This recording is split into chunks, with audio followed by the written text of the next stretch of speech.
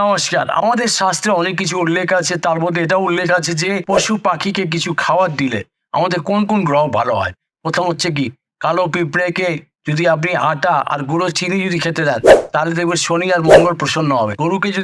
গরুকে রুটি এবং তার সাথে আখের গুড় একসাথে মিশিয়ে যদি খাওয়ান, সমস্ত গ্রহ প্রসন্ন হন। বেড়ালকে দুধ যদি খেতে দেওয়া হয়, তার রাহু প্রসন্ন হয়। এবং তার সাথে মাছকে মাখানো আটা তার সাথে কালো তিল মিশিয়ে আপনি খাবার, রাহু শনি খুব ভালো প্রসন্ন হবে। তার সাথে আপনার কালচার মতো অশ্বিনী থাকে, সেটাও কাটবে।